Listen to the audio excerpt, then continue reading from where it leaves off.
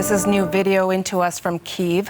The city's air defenses worked for 8 hours overnight to repel a barrage of several waves of Russian attacks. Ukrainian officials say hundreds of drones struck several cities across the country. It's the latest in a series of large-scale Russian aerial attacks on Ukraine in recent weeks. Crystal Gomansing is in our London bureau tracking the latest. So, Crystal, what more can you tell us about this latest attack and the aftermath? Well, Anita, the strikes last night are being described as some of the heaviest bombardments since Russia's full-scale invasion began. There were a number of drones, hundreds of drones. In fact, Ukraine's air defense saying 550 air threats were logged, more than 330 drones, plus ballistic missiles. Ukrainian President Volodymyr Zelensky writing on social media that air alerts warning people of the potential danger just ended for the capital around 9 a.m. And there were those drone strikes. And this is images of one that actually was captured and posted on social media.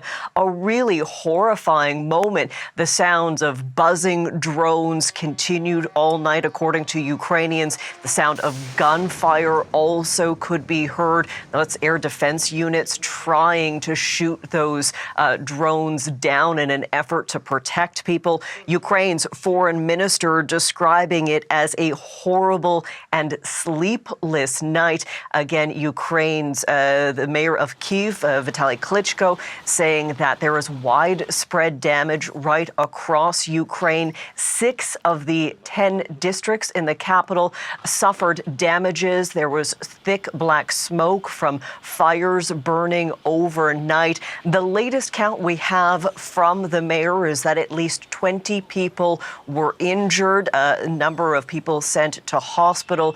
The damage really widespread. And again, Ukrainians are saying that this was just a terrifying night of these attacks right across the capital. And again, officials in Ukraine saying that they were hit with more than 550 attacks by the air last night.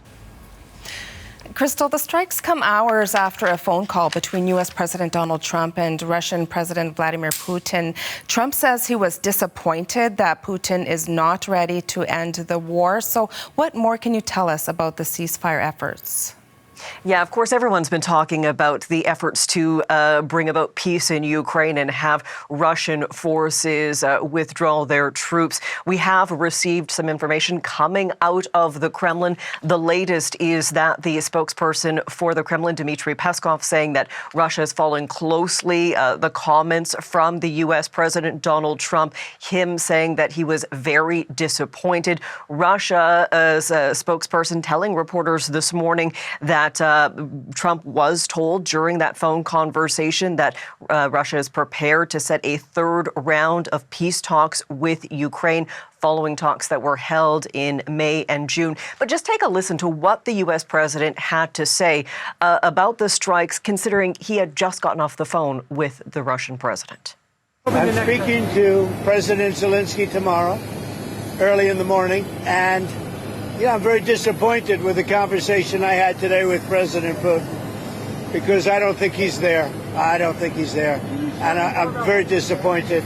Well, it's not, I'm just saying, I don't think he's looking to stop. And that's too bad. So there, Donald Trump saying he doesn't think Russian President Vladimir Putin is prepared to stop. Of course, we all know that Trump had said even before taking office he could end the war in 24 hours.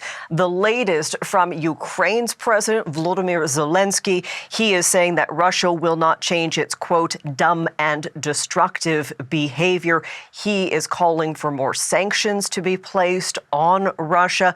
We're also hearing from Poland's foreign minister. The Polish embassy had part of its building damaged in the strikes on the capital. Polish officials are calling for air defense weapons to be supplied to Ukraine. We know that some of those supplies were halted earlier in this week when the Pentagon said that military stockpile were running low, and therefore some of those shipments were paused. So a lot of activity, and this is still a developing story as we get more information on the ground about those strikes and the destruction. Juanita? All right. Thank you, Crystal. Crystal Gomansing reporting from London.